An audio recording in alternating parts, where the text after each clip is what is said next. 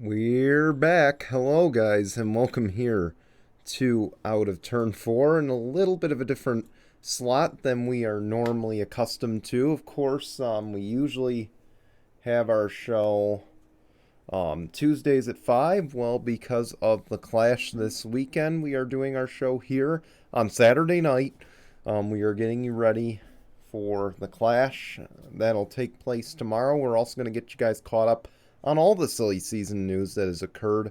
On the NASCAR side of things, we will, of course, go over IndyCar when IndyCar season starts in a few short weeks as well. But we begin with the NASCAR side. In our first episode of the new season, let's begin with what happened. So this show is going to cover a lot of what happened while we were on break between November 8th and now, February 4th.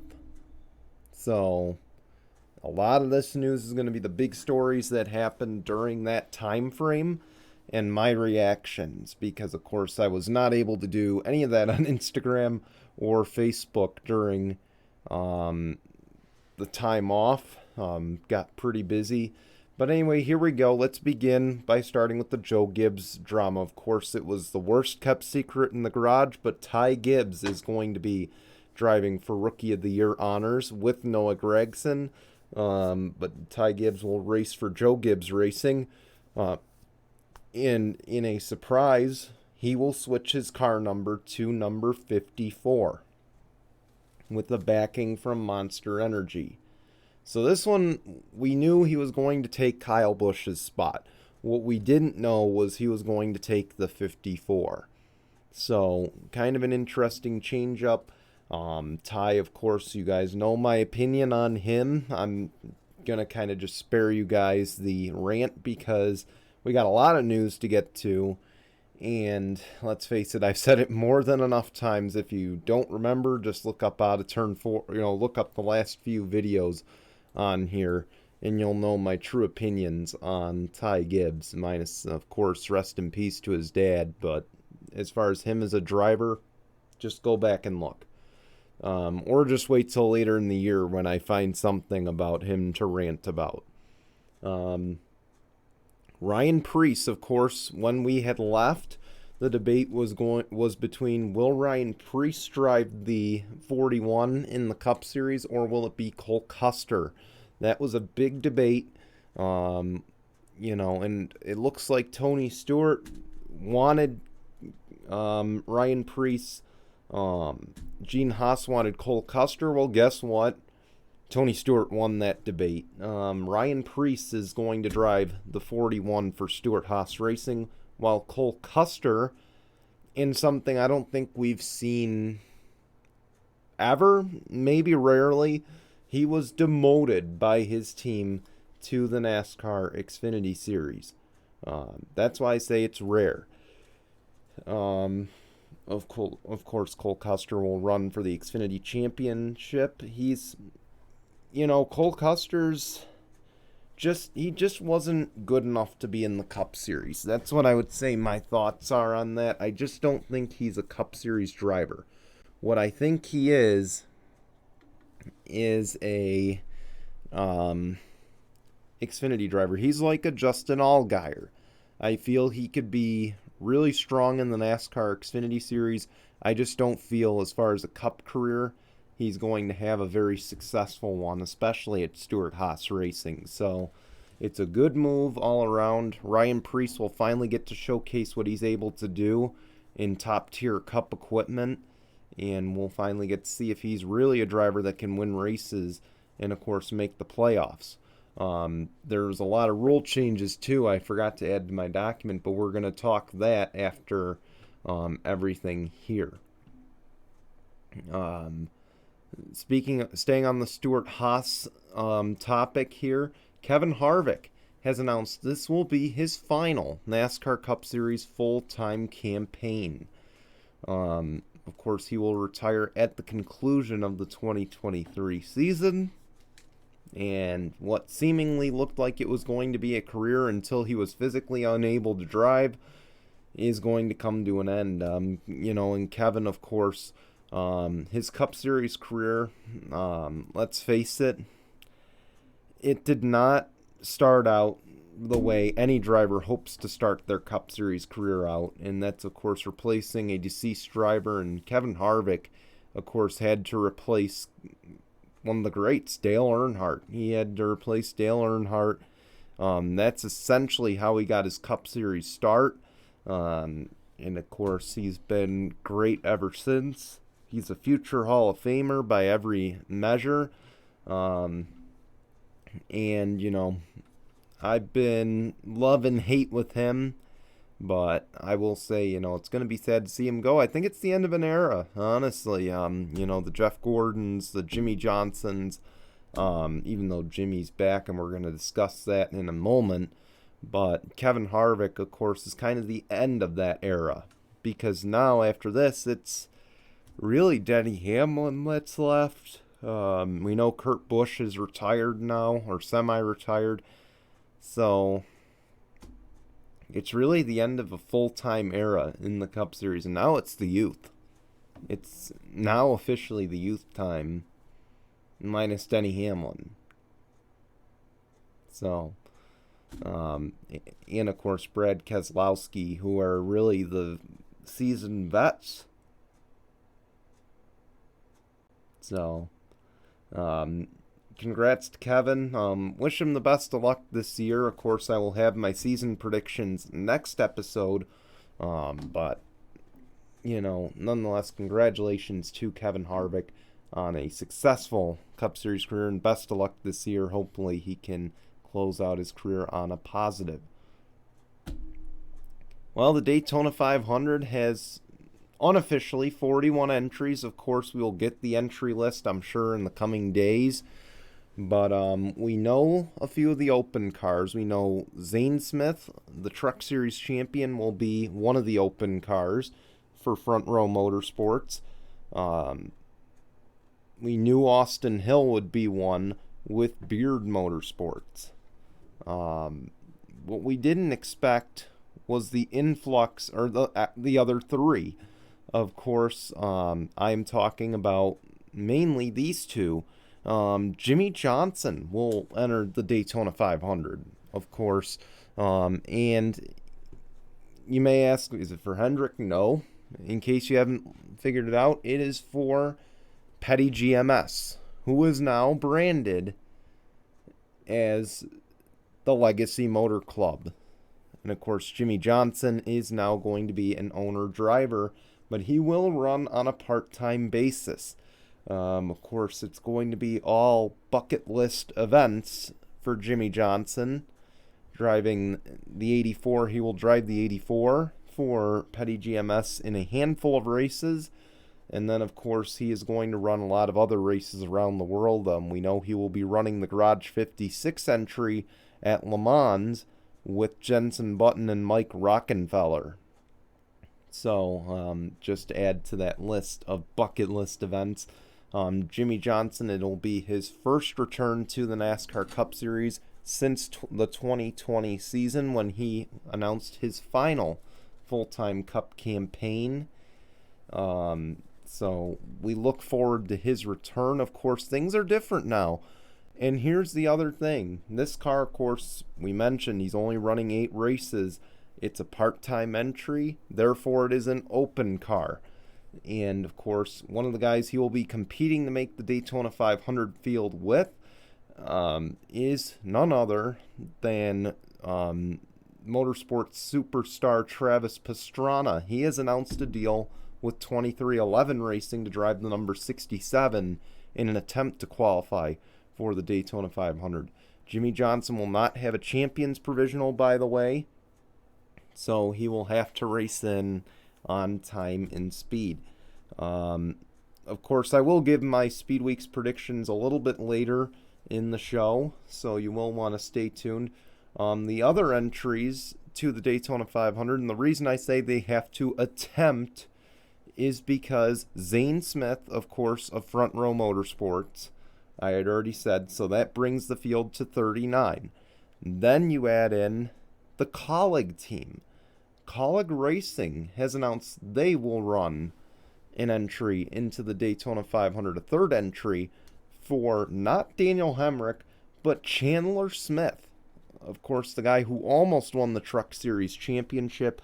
He moves over to Colleague this season for full-time Xfinity. He will drive the number 13 in the Daytona 500, or attempt to drive the Daytona 500 with the number 13 team. So he is one of those entries.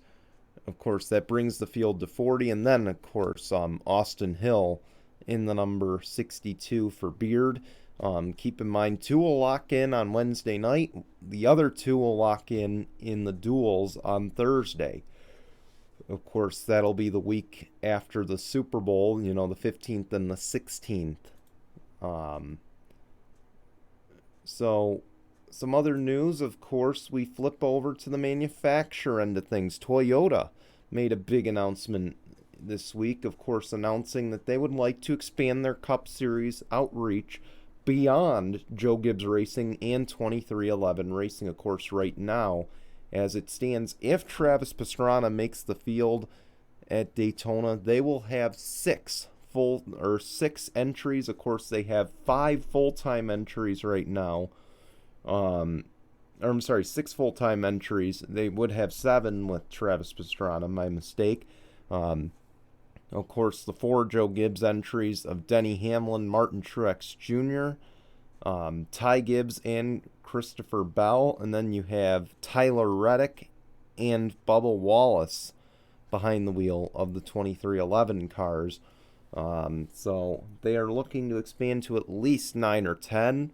And let's face it, it's time. It's time for Toyota to expand beyond Joe Gibbs Racing. It's clear that, less is better. The less is better approach is not exactly working in their favor. And it hasn't the last few years. Especially at the super speedways, they've been getting their asses kicked by Chevrolet. Chevrolet is kind of just, with this next-gen car, and with this, just partnership now with Hendrick and RCR, ever since they've been kind of working together, they've not had an answer. I mean, Ford's been, they did get a Cup Series driver championship. But, beyond that, they really haven't been, they've been so hit or miss. I mean, for a while there, Front Row Motorsports was the best Ford team last year. And Toyota, I mean, they struggled. They struggled to compete with Chevrolet on multiple occasions, and they really struggled last year in general. I mean, only 3 cars in the playoffs. And again, restrictor plates, I think, are the biggest issue for them right now. So, something that needed to happen a long time ago is finally going to happen, hopefully. As far as the teams that I think could be in play to join Toyota, I had thought Legacy Motor Club, but I don't see that happening now. Again, GMS has a partnership. Or GMS, of course, Maury Gallagher owns the team, but you look at the Xfinity side, the Truck Series side. Legacy Motor Club, of course, GMS Racing, they're a Chevrolet team. They have that partnership with Junior Motorsports for the Driver's Edge program. So, running full-time in Cup, they have to run Chevy now. I thought maybe Colleague Racing could join. To be honest, they might be the most likely, but I wouldn't see it unless something really bad happens. Unless some real big downfall happens with Chevrolet, I just don't see that happening, in all honesty. So, I feel like they're going to be fighting an uphill battle. Stuart Haas is committed to Ford. Roush committed to Ford. Chevy is committed to Hendrick, to RCR. Maybe JTG Doherty joins the fold. Maybe they rejoin the fold. Other than that, I just don't see anybody. I mean, maybe Spire. But even that's a bit of a stretch because now they got Ty Dillon in a partnership with ECR. So, I don't know. Let's move on. We got to talk about this. This is big news. And this week alone, I think, honestly, if you asked me right now, what motorsport is going to be the most anticipated entering this season? Now, again, NASCAR, IndyCar, Formula One, they're going to pace the way we know they are. But I think we got to shine a light right now. I think we got to shine that light on SRX. Again, keep in mind it wasn't exactly a great year last year for SRX. Ratings were down across the board. There really wasn't too much excitement until the final race of the season. But guess what? They're now moving. Of course, CBS has announced they have no interest in NASCAR. And I believe this is why, because the SRX ratings decline. So they will no longer be in play. And they decided to let SRX go. There were rumors about Flow TV, which would have ultimately put an end to SRX in terms of being, this big celebrity motorsport driver, paradise here. But now ESPN has won the rights to SRX, and they will move it to Thursday nights under the branding of Thursday Night Thunder. And, of course, some big names from NASCAR announcing they will run. I believe Kevin Harvick announced he would run. Brad Keselowski, Denny Hamlin, Kyle Busch are the big names right now that have announced they will compete in SRX this season. Of course, the biggest one is Keselowski driving full-time this season. Of course, he's one of the few. Hailie Deegan announced she will run full-time. Wow.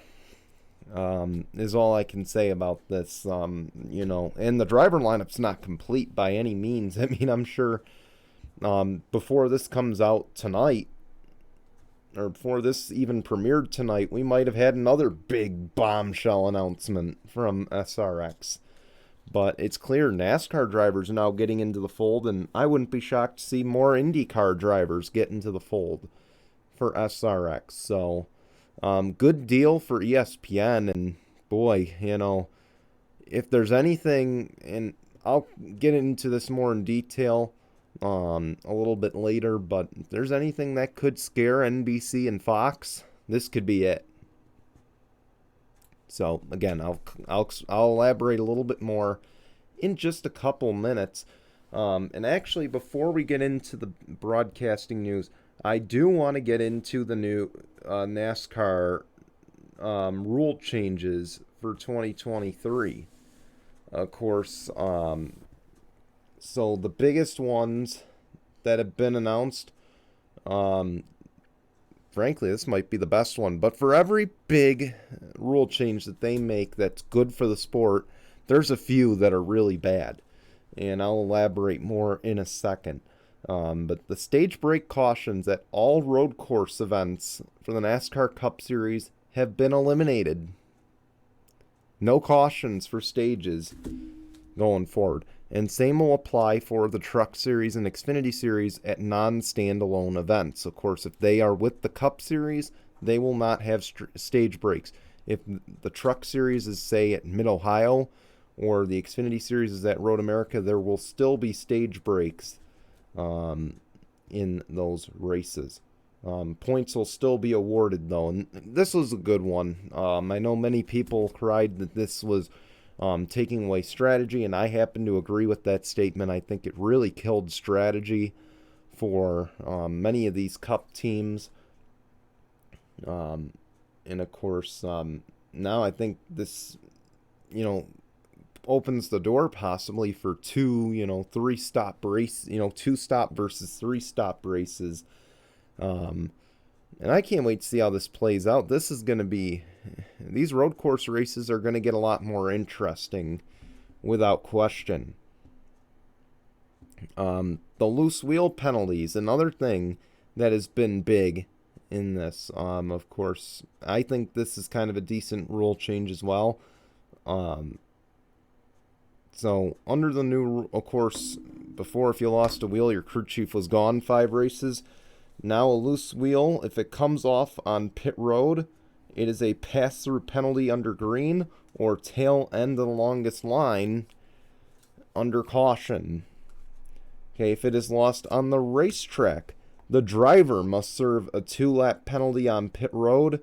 And on top of it, 2 selected members of the team by NASCAR will be suspended for 2 events. I mean, where was this rule last year? Why did we have to go from one extreme to the other?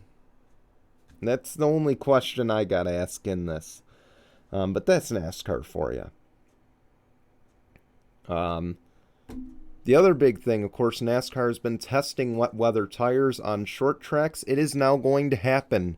Short tracks will now feature wet weather equipment, wet weather tires. And, of course, that'll be featured at the LA Coliseum this weekend. Doubt they'll need them there. Lucas Oil Raceway Park, Martinsville, Milwaukee, New Hampshire, North Wilkesboro, Richmond, and Phoenix will feature the wet weather tires. So something that's good, because we know track drying can take a while. Not as much on those tracks, but in general it takes a while. So glad we'll get to see some racing. Probably has to be just barely damp, but still. So also the rules for playoff eligibility have changed going into this season. There's no point threshold requirement to make the NASCAR Cup Series playoffs. So basically, if you win a race, you're in, as long as you're running the full schedule. I don't agree with this one. This rule should have been left alone, because now you're going to reward, say, if Cody Ware wins Daytona, and he's been a consistent 33rd or 34th in the points, I believe, the last few seasons. So now we're going to reward you for being below a threshold, for being barely a part of the charter, being one of the bottom 3 in the charter system the last few years. We have to reward you for that by giving you a boost to 16th in the points? No, I'm sorry. I think you should have to earn it. I think you should have to crawl into the top 30 to make it happen. And I'm sorry, we could also argue, no offense to those, and I like Corey LaJoie, but we could call this the Corey LaJoie rule too. Just on the fact that he was the one outside the top 30 needing a win, needing points. This was essentially to help those little teams, I think, that frankly struggle to stay in the top 30 to begin with. And I'm sorry, they shouldn't be rewarded if they can't stay inside a threshold, or the top 20 in the case of the NASCAR Xfinity and Craftsman trucks. Now, Craftsman trucks, NASCAR Xfinity, I guess I somewhat understand, because, the situation there's just a mess. But, yeah, of course, they got to run the full schedule or get an approved waiver.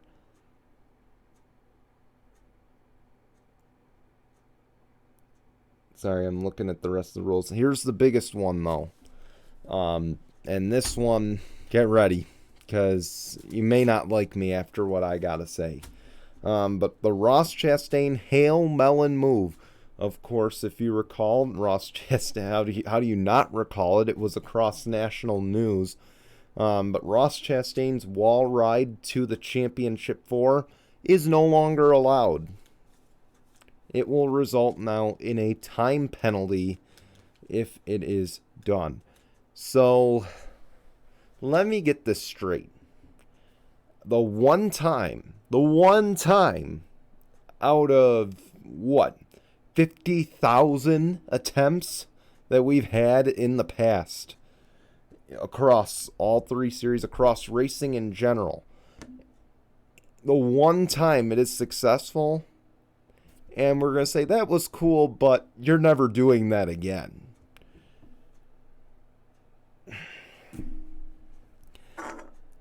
It goes to show you that NASCAR YouTubers like Eric Estep, like the biggest one I remember is David Land. It just goes to show you that those guys have more say in the sport than, many people think they do. Because when this first happened, those guys were the ones whining and bitching that it shouldn't have been allowed, or saying, oh, it was cool, but don't allow it ever again. It goes to show you those guys with 50,000 subscribers, probably pop up first in the search when you look for our show. It goes to show you that they have more pull in what happens in racing than the average fan does, even though they're nothing, no offense, but they're average fans too, because, granted, they get a couple benefits. I mean, Eric Estep had his logos on a NASCAR, IndyCar. Great for him. But, goes to show you that those guys are not the average Joes. And if they say something, NASCAR is going to listen. Because they're going to be the first at the top of the search. What do you want me to say? I mean, you want me to bend over and kiss the ring? Because I'm not going to do that for them. Look, I respect them. I admire their work. I watch them a lot. But, I just don't like when these guys above the general consensus of fans, even if it's agreed upon that their say is the law of the land here. Because I feel like they were the ones that spearheaded this whole, we don't like that move. And that's what happened. Same thing with Kyle Larson. Of course, Kyle Larson did it. But so now, I will say, so Carl Edwards gets a time penalty as well. Can we go back to 08? It's, like I said, the first time in what? 50,000 tries that actually worked to improve position, and now we got to punish it? Someone could have very well attempted it at Martinsville this year, and it probably wouldn't have the same success. Now, if it did become a certain issue, and Ross Chastain put nobody at risk except himself. Okay? I'm pretty sure that's why you sign a waiver, or you sign something, or you have to update your life insurance, as Corey LaJoie said. This is why, but this is what they get paid to do, is make championships. So, I'm sorry, I just don't agree with this. I think if every driver in the field knows how to master that move, then we may have a different story. But I just don't think there's anything wrong with it. I think it was a cool move. And I think, again, if any other driver like, say, Denny Hamlin himself, or, Ty Gibbs, or anybody else for that matter, were to attempt it, it wouldn't have the same success that Ross Chastain had. Okay? And if it did, and it became a safety issue for other drivers, I could see why you'd want to ban it. But again, he did not, like I said, he only put himself in harm's way. It's not like he wrecked the field trying to do it. I think, in fact, you could see more wrecking trying to get to the championship 4 out of this. But that's just me. What does my opinion matter when I'm not at the top of the search? And again, I'm grateful for every subscriber. But I'm just saying, when this outreach only reaches a few people, compared to the likes of David Land, Eric Eastep, hell, even Jet Krause. When my outreach is so limited compared to theirs, what does my opinion matter in this? All right, let's get on to the broadcasting news. Some big changes. The Truck Series booth, Vince Welch has announced he has left Fox Sports. And of course, that means there's a vacancy in the Truck Series booth, which will be filled by both Adam Alexander and Jamie Little. Of course, those two will rotate the booth. I imagine Adam Alexander will do any races that are paired with the NASCAR Xfinity Series, while Jamie Little, who of course has been a longtime pit reporter for NASCAR on Fox and ESPN, she will take over the truck booth at select events as well. And I imagine those events will be the standalones like Texas later in the year. Milwaukee, I imagine, will be on that list.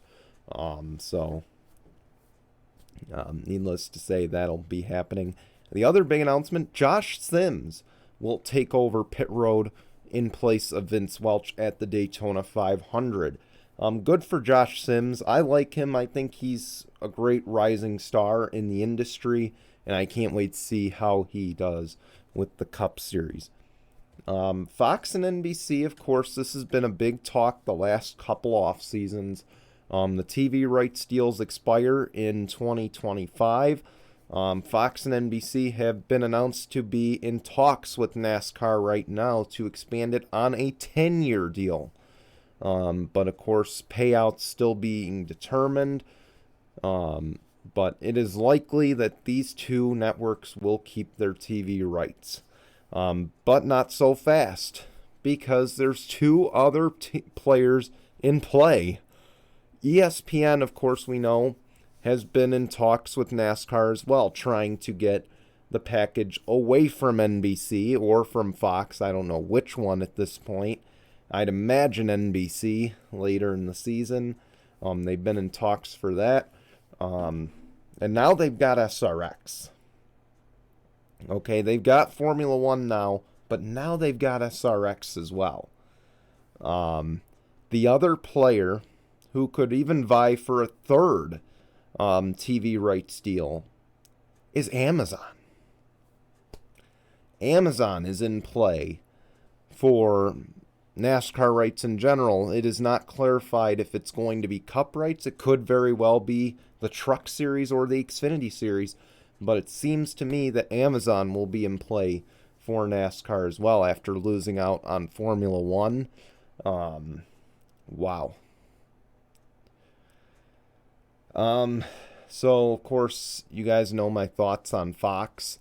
I will say Fox has not been as good. I will agree with a lot of the fans that Fox has not been as good in recent years as NBC, in terms of educating as NBC. That's where NBC is better. But as a whole, Fox is better, in my opinion. Now, look, it's not much of a comparison because they're both equally bad, but but Fox at least has, number one, they have 10 races on the main network. Okay, there's 10 races on Fox itself versus 6 on FS1. We know there's, 12, 13 races on USA Network versus the 5 or 6, the 7 or 8 that are on NBC itself and Peacock. But again, the races that are on NBC, if you watch the races that are on USA and you watch the races that are on NBC, the quality is just, to me, it's different. To be honest, when I watch a race on NBC, it's some of the worst race coverage I've ever seen in my life. And I'm terrified for when they take over this year, because now they're going to have the Chicago Street Course, a highly anticipated event, and it's probably going to be blocked by commercials for 90% of the race.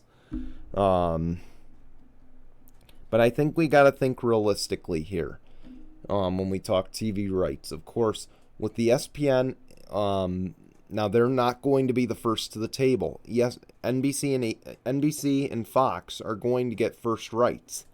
If they can't come to terms, that's when ESPN will likely come into the picture. And I think that's going to put all eyes on SRX this year. Because if SRX is a success on ESPN, it's bad for NBC and it's bad for Fox, because now ESPN is back in play. I think ABC and ESPN, they're going to barge in that door, and they're going to be a force. So it'll be bad news for them. It'll be good news for the fans, because I think ESPN could provide a better platform than NBC can. Again, if you've watched any races on NBC, they try to rush the race through, put as many commercials in as possible. I don't need to explain that. You guys have known that for years. But the biggest issue that I have is anytime a race runs a second over, it's put on USA Network or it's pushed off to Peacock to finish. Whereas versus Fox, if the race starts on the network, it finishes on the network. Unless, of course, it gets rain delayed to the next day. Then, they got to renegotiate. That's a different story. What I'm talking about is same-day racing. Okay, Nashville was the big one. Nashville was a disaster for NBC last year. Of course, started out on NBC, was supposed to run on that channel, then got flipped over to USA at 10 o'clock because the race didn't finish before America's Got Talent. So that's why I want ESPN to take the rights, because I feel they would show a little bit. I mean, granted, their IndyCar stint, the end of their IndyCar programming was not exactly great, but I think they could show NASCAR a little bit more respect. I think they'll do a better job there. Maybe there will be more races on ABC. You never know. And I think just ESPN has a better outreach. And NBC wants to put races on Peacock. That's the other rumor, like exclusively on Peacock. And I think that would be bad for the sport. I think right there, NASCAR should have gotten up from the table and said, there's the door. Find your way out. Of course, I mentioned the other player in Amazon. I imagine if it is for Cup rights, it'll be maybe like TNT with a slight summer. If it's for the Cup Series, I imagine it'll be like a 6-week summer thing like TNT used to have. And then, of course, it'll flip over to NBC or ESPN. Or maybe it'll be exclusive rights to the trucks or Xfinity for the full season. Maybe the trucks, I think, would be more likely. I don't think I have a problem with it. The issue that happened with the NFL, and I think the main reason everybody hated the NFL on Prime, is the games weren't that good. And that's the truth right there. I mean, they put together a good broadcast team. Al Michaels, Kirk Herbstreit. They put together a pretty decent pregame show. I don't think the personalities, I don't think the quality of the broadcast would be an issue. Because I think, honestly, they did a good job. I mean, yeah, they had a lot of glitches, but it was year one. We got to give it another year or two, kind of see where it goes. But I would say in terms of what they tried to show, it would be good for NASCAR to sign a deal with Amazon. And on top of it, there's a lot of households that do have Amazon as it is. So it wouldn't be much of a change. It wouldn't be, asking fans to go out and buy a subscription that they don't have. I mean, that most fans don't have. So, again, we'll see what happens. I'm sure we'll have an announcement by the end of the year, and we'll go from there. Let's talk some IndyCar. Let's talk IndyCar at the Thermal Club. Of course, they completed their 2-day test. There's been rumors that the Thermal Club could host an IndyCar race in the future, and this test only was part of that experiment.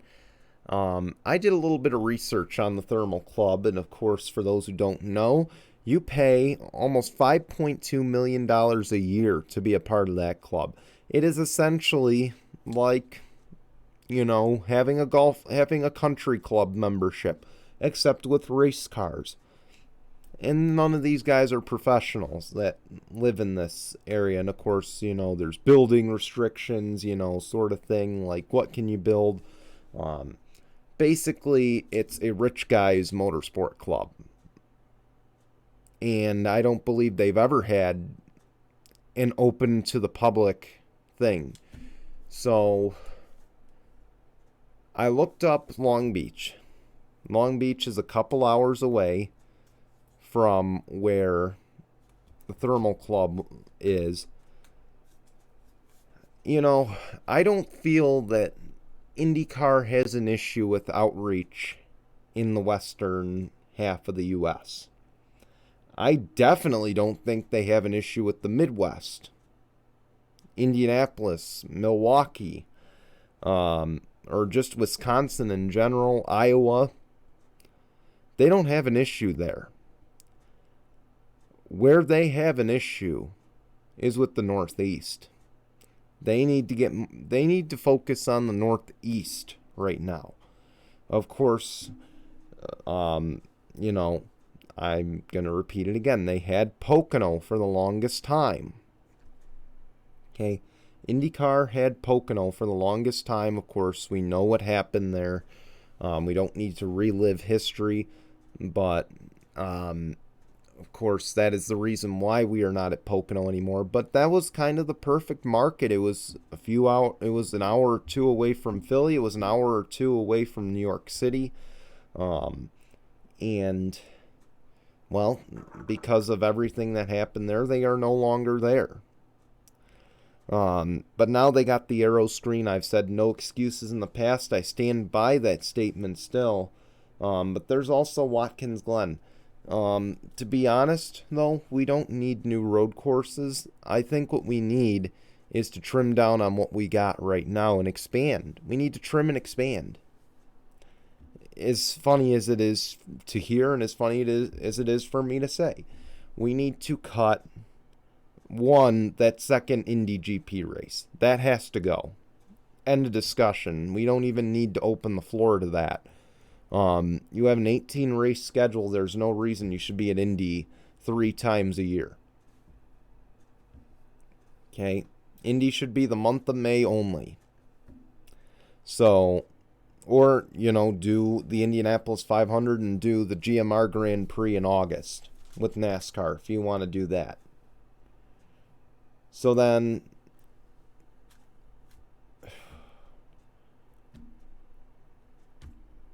the other thing to trim, I've said it before, I'll say it again, Texas Motor Speedway, it's got to go. Plain and simple. It has to be out of the equation. And I would even vouch and say one of the Iowa races has to go. So, sorry to the Midwest, but 3 of those races have to go. Or 2 of those races have to go, and then Texas. And then you need to find a way to get the races to 20 races. You've got Homestead. I've said it before, Watkins Glen. I think the Northeast needs to be the priority here, whether it's New Hampshire, whether it's Watkins Glen, Pocono, just to name a few. It needs to be, means right now your only race in the Northeast is Toronto. And that's great and all that we're in Canada. I'm not upset about that. But we need races in the Northeast on the U.S. side as well. Okay, I'm telling you, if you could reach out to Watkins Glen, if you could reach out to Pocono again, maybe give it a 1-year deal, and say if we have another incident like we had, it's done for good. But, I think we need to expand to the Northeast. If the sport wants to grow, that's where we need to go. Not some rich guys, like not trying to make the Masters at the Thermal Club. Okay? Not catering to the rich.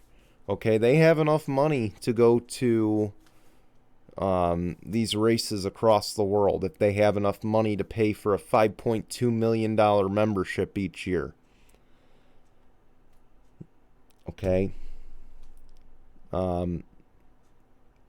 Frankly, this is not the atmosphere that IndyCar needs to be a part of. This is kind of a Formula One type atmosphere. It's nice for testing. It's nice to get, some open, laps in and whatnot. I think it's good to, for anything exhibition-wise, I think it's good. In terms of points-paying competition races, not good. So I stand by that. The other big news, of course, the Indy 500 will not feature double points this season. So it looks like we have seen the end of an era. No more double points in races. And it's unfortunate because I think having double points at the Indy 500 gave it a lot of meaning. I know the purse is just enough to give it the meaning and the stature as a premier racing event, but man, I wanted the double points. But anyway, let's get on to it. Let me start with the Clash pick. I'm going to pick Joey Logano to win the Clash. So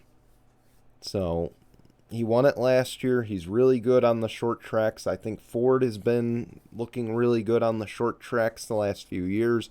So, and especially Team Penske, so I think they'll continue that run. I think Joey Logano will get his second Clash at the Coliseum win. Alright, so now I'm going to make a quick prediction.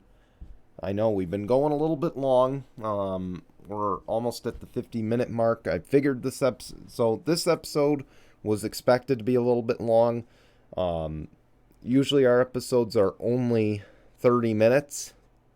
And it will get back to that in the future.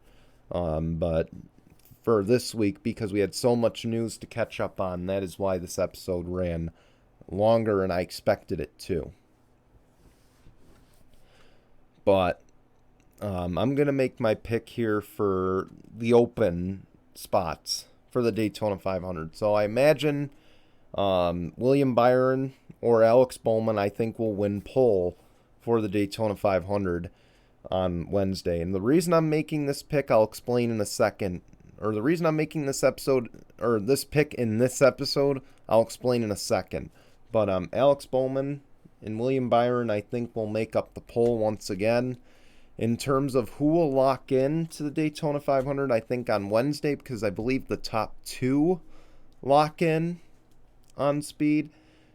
But I'm going to say right now, I think on Wednesday, I'm going to pick Austin Hill to advance. I think Austin Hill, and I'm going to say Zane Smith. I think those two will lock in and won't have anything to worry about going into the duels on Thursday. Now, the reason I'm not taking Jimmy Johnson, it has nothing to do with... I've never really been a true fan of Jimmy Johnson, but this has nothing to do with that. What it has to do with is Jimmy Johnson's not been in a cup car in 2.5 years. This is a totally different animal. I feel that, I just don't feel in qualifying he's going to lock in. I think he's going to make the field on Thursday, though. I think him and Chandler Smith are going to make the field. So I think Zane Smith, Chandler Smith, Austin Hill, Jimmy Johnson will make the field, and I think Travis Pastrana is going to go home. But I think Jimmy's going to barely make it in. Because, again, whole new car, whole new animal. And being out of it for 3 years isn't exactly helpful. But I think, once he gets qualifying under his belt, once he gets a couple practices in, I think he'll have a good feel for the car. And I think also having good teammates helps. But I do believe, though, Colleague Racing will have a third car in the 500. Going to that, and I think ultimately having Legacy Motor Club, they had a good year last year. They really, to me, caught on at the end of the year. But having Noah Gragson is kind of a wild card because he wasn't exactly impressive last year in the Cup Series. It's probably going to take him till mid-season to kind of catch on. So I feel that's going to hold Jimmy back as well if he does need Noah's help to get in. Eric Jones, I think, will come out firing, but I'll have my picks for the playoffs and other stuff next episode. And with that, I do want to announce some stuff on our next episode. So, of course, we normally go Tuesdays at 5 p.m. Eastern. We will not be doing that the next 2 weeks because there's really no racing going on yet. So, I don't feel we need to do day-to-day, I don't feel like next week we'd have enough for a 30-minute episode. And same thing with the 14th. I just don't think we'd have enough for a 30-minute episode. So we are not going to do one either of those days. We will return February 17th. That is a Friday. So 2 weeks from now, we will be back with our second episode of the season. And, of course, it will be our Daytona 500 and NASCAR season preview show. That'll take place at noon Eastern. Again, Friday, February 17th, noon Eastern, on YouTube and Facebook Watch. So we hope you will tune in for lunch with me to figure out who will, figure out any picks for the 500 and picks for the NASCAR Cup Series playoffs. So I hope you'll tune in for that. Then starting on February 21st, which is a Tuesday, and going forward, we will have our show once again on Tuesday evenings at 5 p.m. Eastern. So that's when we will return to our normal schedule. So again, no show February 7th or February 14th. Show Friday, February 17th for the Daytona 500. And then we will be back every Tuesday after the 500. All right, so that's all I've got. Coming up tomorrow morning, on Sunday Morning Tinkle, we will be discussing Sean Payton being hired by the Denver Broncos.